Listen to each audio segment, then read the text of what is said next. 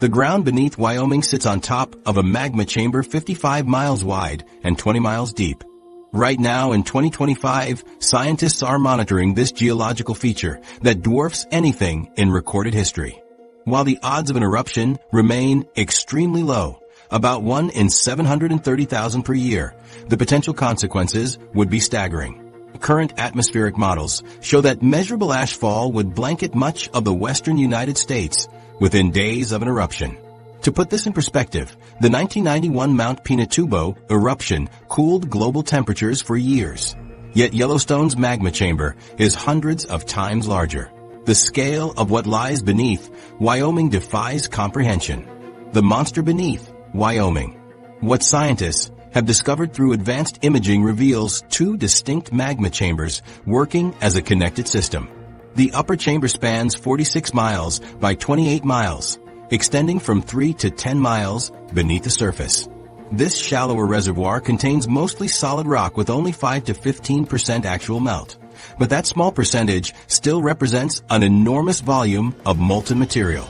Below this sits a much larger chamber, stretching down to 28 miles deep and containing approximately 5 times more magma than the upper system. Most people think of Mount St. Helens when they picture volcanic eruptions. That mountain blew apart in 1980 and made headlines around the world. But comparing Mount St. Helens to Yellowstone misses the true scale entirely. Mount Pinatubo in 1991 ejected roughly 1 cubic kilometer of material and cooled global temperatures by 0.7 degrees Celsius for several years. Yellowstone's previous eruptions expelled more than 1,000 cubic kilometers of material, making them over 1,000 times larger than Pinatubo. When volcanologists classify eruptions on the Volcanic Explosivity Index, regular volcanoes max out around level 5 or 6. Yellowstone would register as a level 8, the highest classification that exists. The Yellowstone Caldera formed through a process that reshaped the entire region. Instead of building up like traditional volcanoes, supervolcanoes collapse inward after they erupt. The ground literally falls into the emptied magma chamber, creating a massive circular depression. This caldera measures 30 miles across and 45 miles long. You could fit the entire city of Chicago inside it with space left over. Most visitors to Yellowstone National Park never realize they're standing inside the crater of an active supervolcano. Scientists have identified 3 major eruption cycles that created the landscape we see today.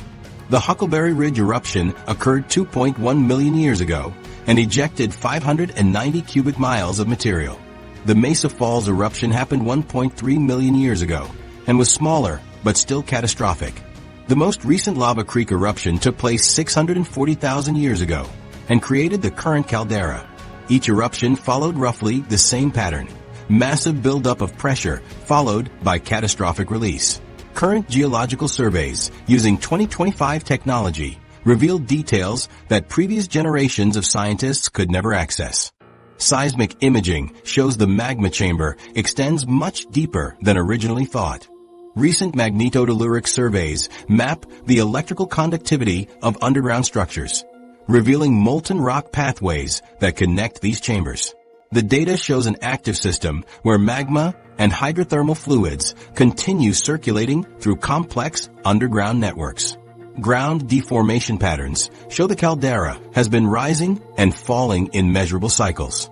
Between 1976 and 1984, the ground rose nearly 6 inches. From 1985 to 1995, it dropped by the same amount. Then from 1996 to 2003, it rose again by about 5 inches before leveling off. Since 2014, new uplift patterns have emerged in different areas of the caldera. The Sour Creek Dome has risen 2.4 inches since 2015, while the Mallard Lake Dome shows different movement patterns entirely. Modern monitoring equipment detects changes that would have been invisible just decades ago. A network of 47 seismometers records every tiny earthquake in a region. These instruments can detect ground movements smaller than the width of a human hair. GPS stations measure ground deformation with millimeter precision. Temperature sensors monitor hot springs and geysers for thermal changes that might indicate shifting magma patterns below. Earthquake swarms provide some of the most telling data about what's happening underground. In 2017, researchers recorded over 2,300 earthquakes in the Yellowstone region, the most active year since monitoring began. Most of these earthquakes measured between magnitude 0 and 2, too small for people to feel, but significant for scientific analysis. The patterns show magma and hydrothermal fluids moving through underground fractures and chambers. Gas emissions from the park's thermal features reveal chemical signatures of the magma below. Helium isotope ratios indicate direct connections between surface hot springs and the deep magma chamber. Carbon dioxide output has increased measurably in certain areas over the past decade. These gases escape through the same pathways that would channel magma during an eruption. Warning signs before a major eruption would likely begin months or years in advance. The earthquake activity would intensify dramatically, with thousands of tremors per day instead of the current few dozen. Ground deformation would accelerate, potentially lifting the caldera floor by several feet per year. Thermal features throughout the park would change temperature and chemical composition as new magma approached the surface. New lakes might form as rising magma heats groundwater systems. Existing geysers could stop erupting or change their patterns completely. The famous Old Faithful geyser has already shown timing changes over the decades, erupting every 44 to 125 minutes, depending on previous eruption duration and underground conditions. Trees and vegetation would begin dying in expanding zones as underground temperatures increase and soil chemistry changes. The United States Geological Survey operates the Yellowstone Volcano Observatory specifically to monitor this threat.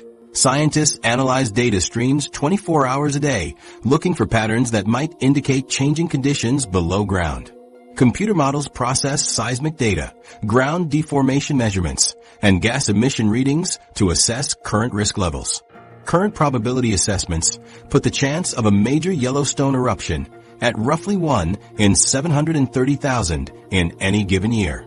Those odds might seem reassuring, but they represent active calculations based on ongoing monitoring. The volcano shows clear signs of life. It's not extinct or dormant in any meaningful sense. Magma continues circulating through the chamber system. Thermal features continue drawing heat from deep underground sources. The monitoring systems reveal a dynamic, active geological system that could potentially change rapidly under the right conditions. While scientists can't predict exactly when or if an eruption might occur, they can measure the ongoing processes that would precede such an event. The technology now exists to detect the warning signs months or even years before catastrophe strikes. But all this sophisticated monitoring equipment would become irrelevant the moment the mountain finally decides to explode.